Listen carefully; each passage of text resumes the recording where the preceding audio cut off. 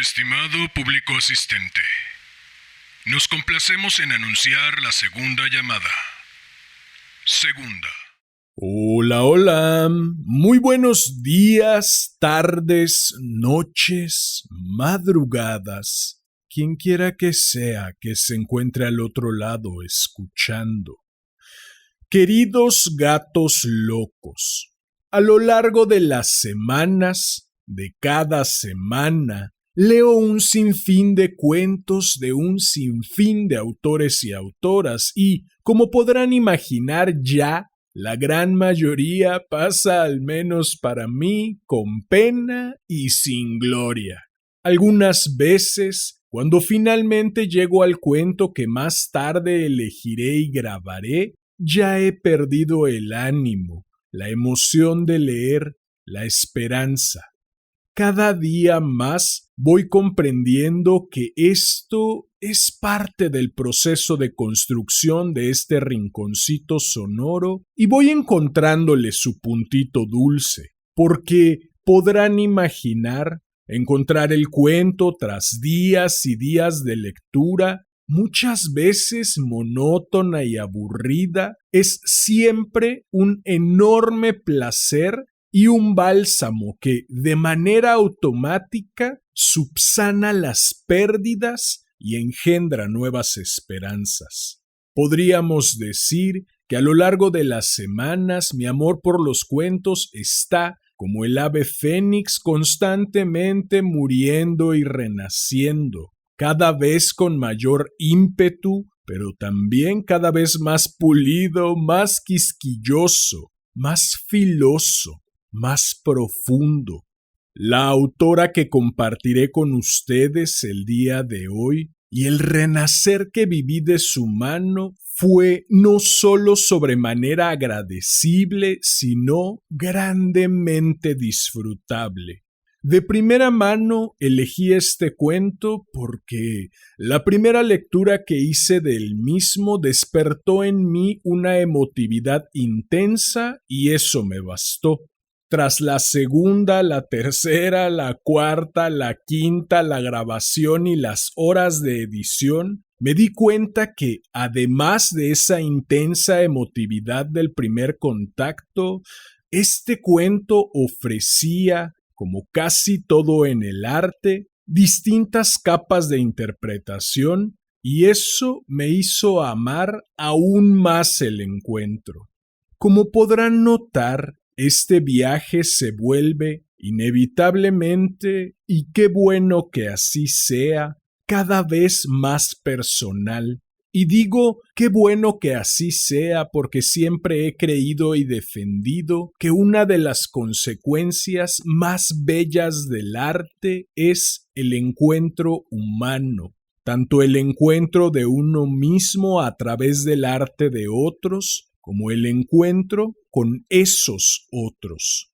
Deseando que este encuentro sea tan placentero para ustedes como lo fue para mí, demos paso a este cuento que, como ya es costumbre, dedico a mi madre por leerme cuando era niño, a mi padre por regalarme aquella radiocasetera, al niño que fui por combatir el aburrimiento con tanta creatividad, al hombre que soy por tomar este sueño entre las manos y trabajar para tornarlo realidad. Y por último, no por ello menos importante, a ti, quien quiera que seas y desde donde sea que me estés escuchando.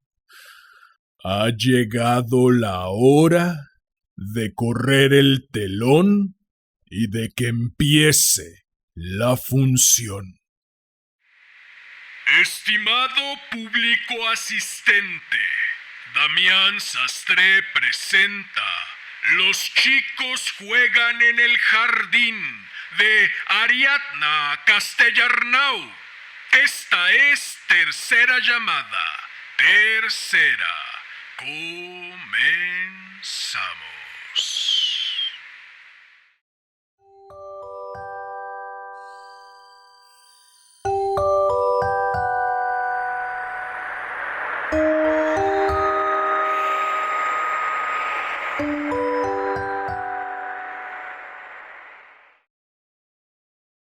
Por la tarde, después del entierro de Isolda, se presentaron los chicos. Eran 3, 2 varones y una mujer. Llamaron al timbre. Habló la chica. ¿Podemos pasar? Laura recordaba haberlos visto por la mañana en la iglesia, sentados en el último banco, vestidos de negro. Miraban el féretro muy concentrados, dando a entender que guardaban perfecta conciencia de que aquello era una premonición de su futuro. A Laura le había parecido hermosa y solemne esta actitud de respeto. ¿Eran los únicos de los allí presentes? Había pensado, que parecían comprender el carácter repentino e indecente de la muerte y hasta habitar en ella. Somos los amigos de Isolda, dijo la chica. Laura se hizo a un lado para dejarlos entrar. Los chicos avanzaron por el estrecho pasillo que llevaba a la cocina y se sentaron alrededor de la mesa. Los 3 eran altos y desaliñados. Tenían también una expresión fatigada, no triste, pero fatigada, como si todo aquello, el entierro, la música, las coronas de flores de las que durante la ceremonia había estado lloviendo un polvo amarillo, les hubiera exprimido hasta la última gota de energía. ¿Queréis algo de beber? Laura abrió la nevera. No tenía nada para ofrecerles. Llenó una jarra con agua y la puso en la mesa, junto con 3 mandarinas mustias. Los chicos miraron aquella escueta merienda como quien contempla un desierto. Laura sintió un poco de vergüenza. Se disculpó. Los últimos 5 días, desde la noche del hospital, apenas había parado en casa.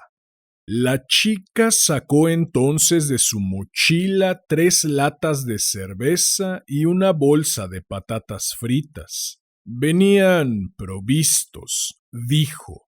Los 3 se pusieron a comer en silencio. Laura apartó una silla y se sentó con ellos. No le parecía bien que chicos tan jóvenes, de la misma edad que Isolda, tomaran cerveza, pero dadas las circunstancias, decidió dejárselo pasar. ¿Una patata?, le preguntó la chica tendiéndole la bolsa. Laura aceptó. No tenía hambre, pero masticar estaba bien. Masticar era reconfortante. Cuando una masticaba, tenía un objetivo claro y relativamente sencillo: mandar la comida al estómago. Hacía cosa de 1 minuto, justo antes de que los amigos de Isolda llamaran a la puerta, había estado a punto de meter la mano en el triturador de basura solo para ver qué se sentía. Ahora le parecía ridículo haberse llegado a plantear tal cosa. Bebió un trago de cerveza que le ofreció uno de los chicos y se sintió mejor todavía. Estaba encantada de que hubieran ido a visitarla. Les hizo saber en un arrebato de optimismo idiota. ¿Cómo se llamaban? Los chicos se lo dijeron, pero a Laura sus nombres se le olvidaron al instante. Eran nombres largos y excéntricos, llenos de consonantes. Probó con una nueva pregunta. ¿Sois del instituto? Más o menos, contestó la chica. ¿Y cómo habéis llegado hasta aquí? Había pocas casas en esa zona, que estaba aislada, una zona suburbana. Así, contestó la chica sin añadir ningún dato, ningún gesto adicional que revelara más información. Laura se dio por vencida. Tomó otra patata de la bolsa y se dedicó a estudiarlos disimuladamente. La chica era guapa, aunque tenía una cara demasiado cetrina, como si se hubiera empolvado la piel con cenizas apagadas. Además, saltaba a la vista que no iba muy limpia. Qué pena que las chicas de hoy en día se tuvieran en tan poca estima. Los chicos también eran guapos, pero su belleza lucía en ellos como si fuese una tara. Siempre recordamos a Isolda, dijo de repente uno de ellos. Siempre, repitieron los otros dos. Laura les agradeció aquellas palabras. Eran chicos sensibles, pensó. Se notaba que habían querido a Isolda. ¿Podemos pasar al baño?, preguntó la chica. Laura le indicó la puerta. Los tres se pusieron en pie. ¿Cómo?, preguntó Laura alarmada. ¿Pensáis entrar todos juntos? La chica se encogió de hombros. ¿Había algún problema? Su tono de voz ya no sonaba atribulado como hacía cosa de un momento, sino prepotente. Supongo que no, contestó Laura. Los chicos se metieron en el baño y echaron el pestillo.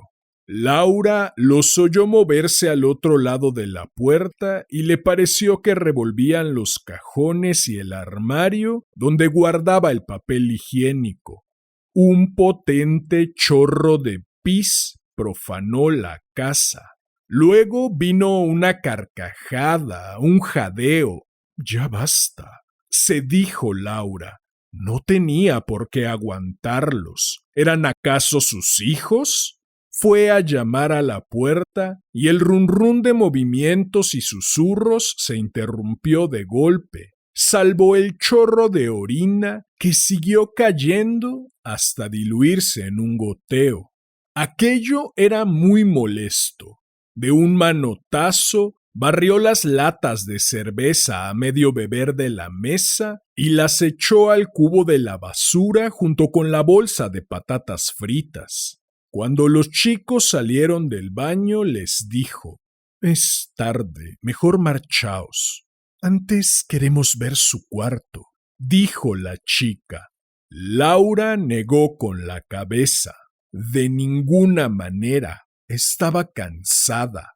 La chica insistió. Ellos también habían perdido a Isolda. Eran casi unos niños y ya habían enterrado a una amiga. ¿No se daba cuenta de lo muy afectados que estaban? El grupo la miraba horrorizada de su enorme egoísmo. Laura titubeó. Había algo que no le cuadraba en toda aquella situación, pero quizá no era para tanto. Podía concederles ese último gesto, enseñarles el cuarto y después echarlos educadamente. Tomó coraje y se puso a la cabeza de la expedición. «Vamos», les dijo. Por el camino los chicos fueron abriendo todas las puertas que encontraron cerradas y husmearon en cada rincón de la casa. Uno se metió en la habitación matrimonial y sentándose en la cama, se dejó rebotar como si quisiera probar la calidad del colchón. Laura no se atrevió a decirle nada. Eran curiosos, pero se irían pronto. Luego se separaron los tres frente a un retrato familiar que colgaba de la pared del pasillo. «¿Quién es este?», preguntó la chica señalando a Andrés. «El padre de Isolda», contestó Laura. «¿Y dónde está?». A Laura le sorprendió que no lo supieran. El padre de Isolda. Otra desgracia para lamentar. Se quedó callada buscando las palabras adecuadas antes de responder. Un recuerdo llegó hasta ella, aunque más que un recuerdo era un resplandor, una pequeña luz que fue creciendo hasta iluminar una parte importante del pasado, cuando aún vivían los tres juntos en la casa y ella y Andrés hablaban de tener otro hijo, un hermano para Isolda, y así poder decir niños en lugar de niña. ¿Dónde están los chicos?, preguntaría uno. Los chicos juegan en el jardín, respondería el otro, regodeándose en esa bendita pluralidad. Quiso permanecer un rato más sumergida en aquel pasado ambarino, pero la voz de la chica la arrastró a la realidad del pasillo. ¿Qué pasó con él?, inquirió. Fue hace tiempo, contestó Laura. El mundo sigue girando, nada importa mucho. Me refiero a que nada importa de verdad. Uno de los chicos, el mismo que se había sentado en su cama, acercó el índice al cristal y tocó la cara de Isolda. No había ternura en ese gesto, sino más bien una especie de curiosidad quirúrgica. Deja eso, por favor, le pidió Laura. El chico quitó el dedo, pero en el cristal quedó su huella grasienta. La cara de Isolda estaba borrosa, casi extinta. Es aquí, dijo Laura encendiendo la luz de la habitación de Isolda. Los chicos se agolparon a sus espaldas. Soltaban un aliento dulce y seco que erizaba la piel. Al volverse, Laura descubrió una expresión hambrienta en sus caras, el destello de algo que estaba por ocurrir.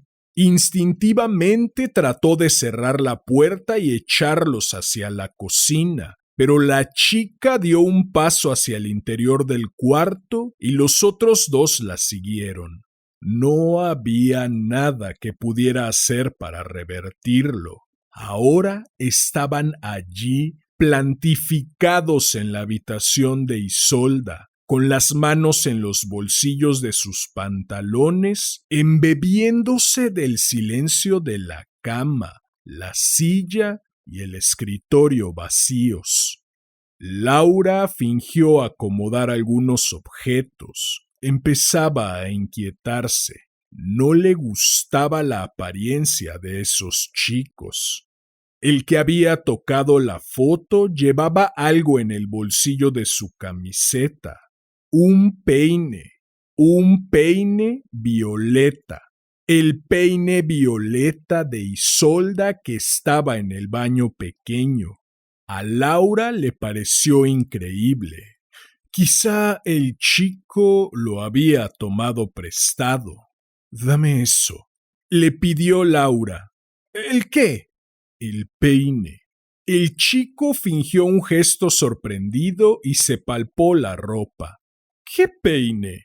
Laura se lo arrebató del bolsillo y lo guardó en el cajón del escritorio, lejos de su alcance.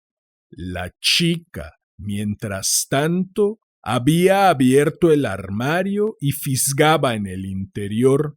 Tenía medio cuerpo metido entre las perchas y estuvo rebuscando un buen rato hasta que reapareció de nuevo con el pañuelo favorito de Isolda atado alrededor del cuello. ¿Puedo quedármelo?, preguntó.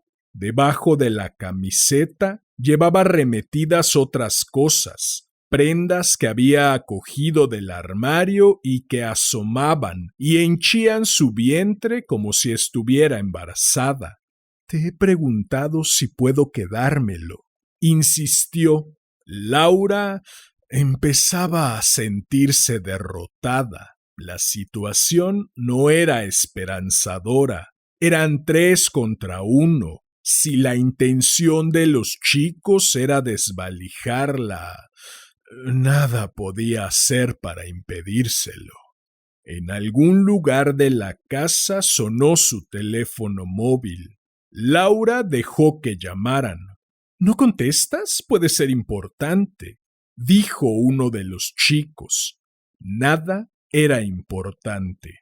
Los chicos. Lo que importaba ahora eran los chicos. Uno se había repatingado en la cama, el otro se había descalzado para estar más cómodo, y la chica había vuelto a zambullirse en el armario. Había abierto la puerta de su casa a una pandilla de delincuentes, pensó horrorizada. Estúpida. ¿Cómo no se había dado cuenta antes? Solo había que mirarlos, sus caras, la ropa oscura que llevaban puesta, aquella insolencia hosca y las sonrisas de desdén. Tenían un plan malvado. Ahora lo entendía. Todos los días se dedicaban a visitar tanatorios e iglesias, siempre según un programa diseñado por la chica, la líder, la más inteligente de los 3 sin lugar a dudas. Rigurosos y tenaces, no paraban hasta dar con sus víctimas. Gente que había perdido a otra gente, de preferencia a un hijo, transida por el dolor del animal abatido, anulada su capacidad de reacción. ¡Qué inteligentes! ¡Qué inteligente ella, especialmente, la autora de esa intriga perversa! Luego, el mismo día del entierro, se presentaban de improviso en sus casas para sorprenderlas con la guardia baja. Somos los amigos de Pablo, de Berenice, de Raúl. ¿Qué hacían? ¿Qué querían? Eso estaba por verse. ¿Qué queréis?, preguntó. Los chicos se volvieron hacia ella, sorprendidos.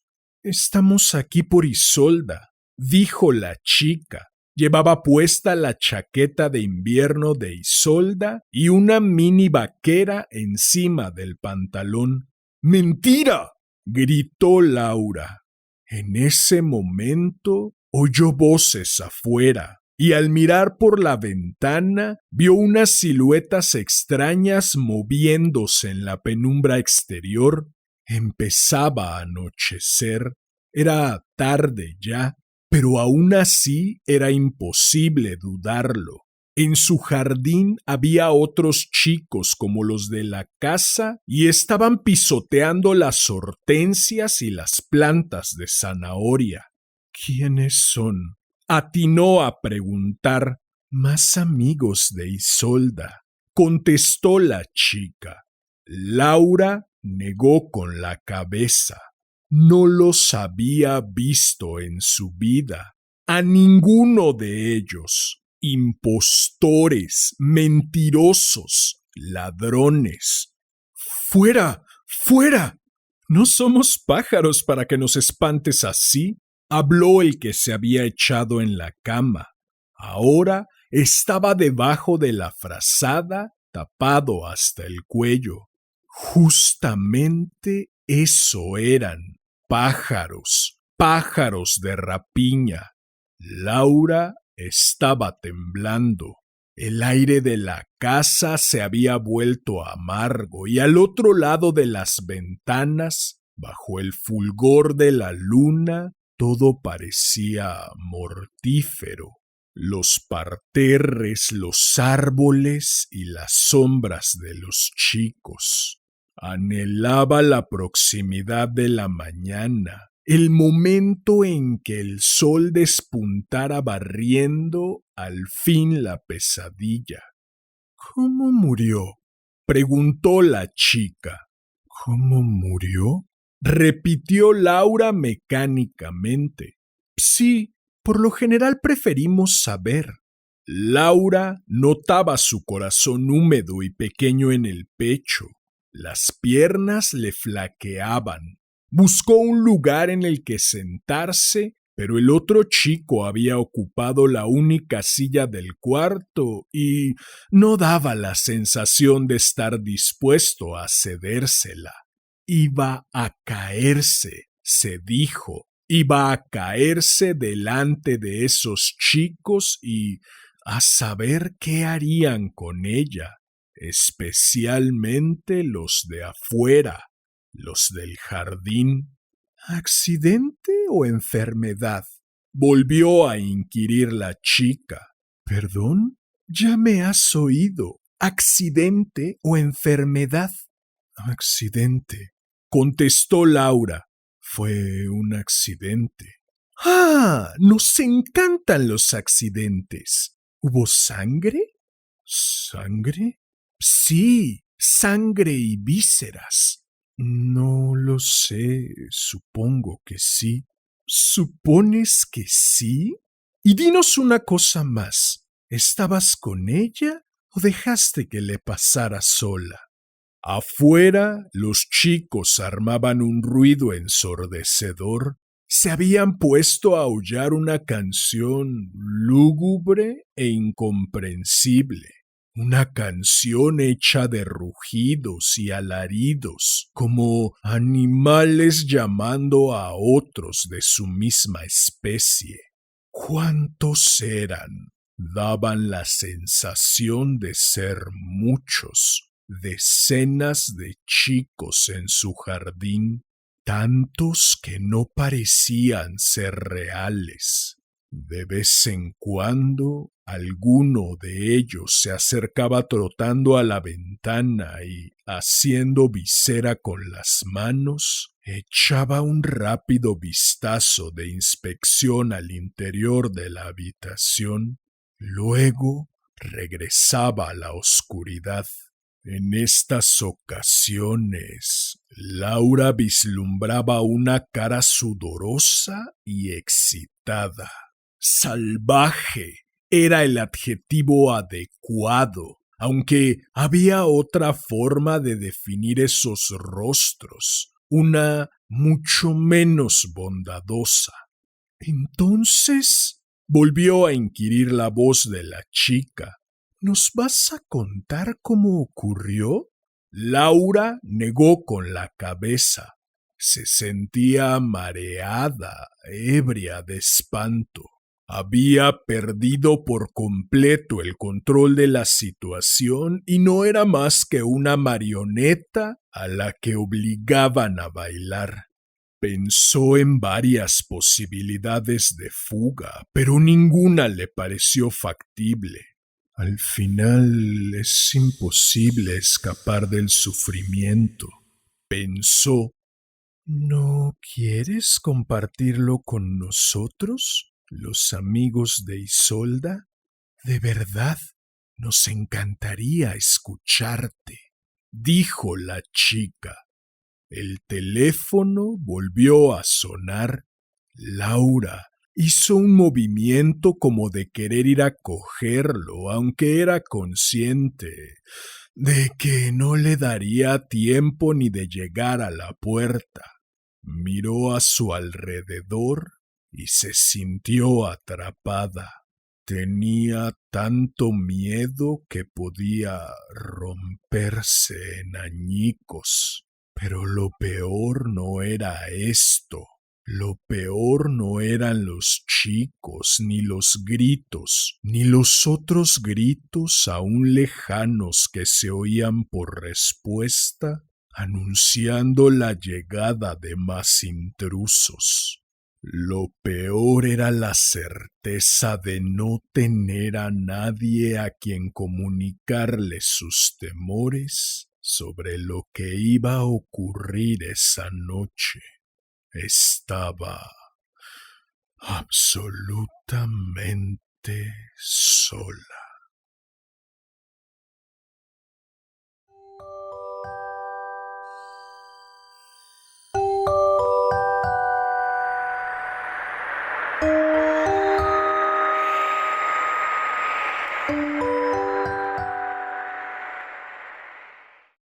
Bien, pues eso fue Los chicos juegan en el jardín de Ariadna Castellarnau. Espero que lo hayas disfrutado. Si fue así, agradecería enormemente que me ayudaras compartiendo, difundiendo.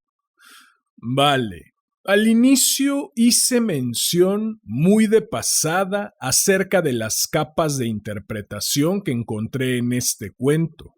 La primera y la más evidente es una lectura en donde realmente esté ocurriendo lo que la autora nos relata que está ocurriendo. Es decir, tras la muerte de Isolda, Laura es visitada por unos chicos, definidos más tarde como aves de rapiña y que a todas luces tienen intenciones perversas para con Laura. Fue esta lectura la que causó en mí una intensa emotividad.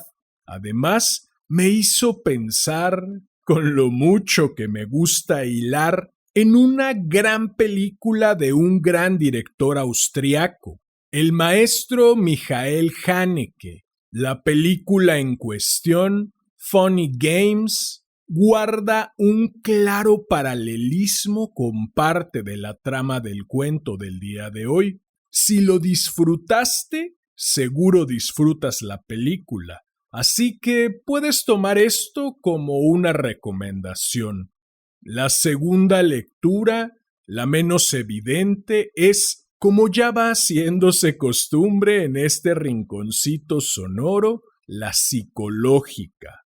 Y si lo acontecido a Laura es además una metáfora de lo que ocurre tras una pérdida, la tanatología es la disciplina encargada de estudiar las pérdidas y los efectos que éstas tienen en la vida de las personas que las viven. Cabe aclarar que al hablar de pérdidas, no solo se habla de muertes, aunque el cuento, casualmente, sí lo haga. Desde el punto de vista de la tanatología, se habla no de la pérdida, sino de las pérdidas. Se dice que existe una pérdida llamada pérdida principal, que será desencadenante de otras pérdidas, llamadas pérdidas secundarias. Estas otras serán todas aquellas que ocurran sí o sí como consecuencia de la pérdida principal, es decir, que no habrían ocurrido de no haber ocurrido la pérdida principal. Comencemos diciendo lo evidente. En el caso del cuento, la pérdida principal sería obviamente la muerte de Isolda. Si Isolda no hubiera muerto, los chicos no se habrían presentado. Así que la presencia de los chicos sería representación de las pérdidas secundarias. Desde que se presentan, hay algo disruptivo en ellos. Las cervezas, a pesar de su edad, el aspecto desaliñado y sucio, el atrevimiento de entrar los tres juntos al cuarto de baño y profanar la casa. Uno de los chicos trata de robar el peine violeta de Isolda, aprovechando que ahora Isolda ya no podrá ocuparlo y reduciéndolo con dicho acto a su cualidad de mero objeto. Otro prueba la resistencia de la cama matrimonial como si probara la resistencia de ese nuevo sistema familiar, ahora solo sostenido por Laura, sus sueños y sus recuerdos. Otro mancha, hablando de recuerdos, el recuerdo de la niña al manchar la fotografía con su dedo grasiento. La pañoleta predilecta de Isolda deja de tener ese sentido especial y pasa a ser un mero trapo amarrado al cuello de una delincuente dispuesta a arrebatarle aquello tan personal a toda la ropa de Isolda. La cama de Isolda deja de ser el lugar de descanso de su hija y pasa a ser un mueble más donde un chico cualquiera puede acostarse sin más. La chica, la líder, asalta a Laura con preguntas incómodas e inhumanas que ella no desea responder. Algunas de estas preguntas le recuerdan sus anteriores pérdidas. Otras cuestionan la capacidad que tuvo o no para evitar el accidente y quizá la culpan por el mismo. La casa, tal vez como metáfora de refugio, de lugar seguro, está próxima a ser invadida y desvalijada por una pandilla de maleantes. Un teléfono que suena, ante el cual Laura primero se muestra desinteresada y después incapaz, podría leerse como metáfora del aislamiento que suelen traer consigo las grandes pérdidas. Como diría Ariadna, la autora, al final es imposible escapar del sufrimiento y se está absolutamente solo. Y no hablo de solo como solo está quien no tiene a nadie a mano forzosamente. También de cómo está solo quien aún teniendo a alguien a mano se siente incomprendido en su pérdida. Qué fácil sería, quizá, superar la pérdida principal si la pérdida acabara ahí. No obstante, dicha pérdida trae consigo otras pérdidas. ¿Por qué resultan tan terribles las pérdidas secundarias? Algunas veces incluso peores que la pérdida principal. Porque son las pérdidas secundarias las que le arrebatan a la persona en duelo gran parte de sí misma. Podríamos decir, siguiendo la trama del cuento, que algunas veces esas pérdidas secundarias secuestran a la persona en duelo y la desvalijan. La pérdida más difícil de superar no siempre es la pérdida del ser querido, sino la de ese alguien que éramos nosotros en relación a éste. Ese alguien que, lo querramos o no, se va de la mano de quien se ha ido de nuestras vidas y lo hace para nunca regresar. Ser capaz de reconocer lo que esa persona que ya no está construyó en mí, ser capaz de reconocer lo que juntos construimos en mí o, en su defecto, ser capaz de reconocer lo que dicha pérdida trae de ganancia, porque no solo la pérdida de lo que amamos trae consigo duelo, también lo hacen las pérdidas de aquello que nos hace daño. Ser capaz de agradecer todo aquello y ser capaz de introyectarlo, es decir, de hacerlo parte de mí, es tarea fundamental de una persona en duelo. Es de este modo que, tras el terrible acontecer de la pérdida principal y la desvalijada de las rapiñantes pérdidas secundarias, la persona se puede reconstruir, subsanar las penas y ver nacer nuevas esperanzas. A quienes se fueron, para bien o para mal de mi vida, gracias.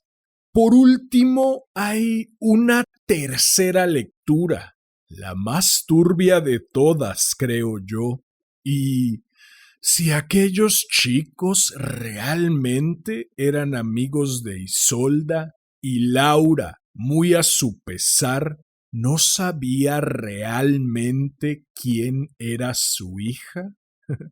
Esta última, junto con todos los obscuros secretos que Isolda podría ocultar, la dejaré a libre imaginación de cada quien. En fin, si deseas seguir dando libre vuelo a la imaginación, si deseas hacerme saber tu opinión acerca de esta nave de los gatos locos, Si deseas estar al tanto del contenido que publico o si deseas sugerir un cuento para cualquiera de las dos secciones de este hermoso, sensual y exquisito podcast. Puedes buscarme en Facebook como Damián Sastre, en Instagram como @casi diario de un loco y en YouTube como Casi Diario de un Loco TV, espacio VE. Si llegaste hasta aquí, como ya es costumbre, agradezco inconmensurablemente tu valiosísimo tiempo. Recibe un enorme abrazo.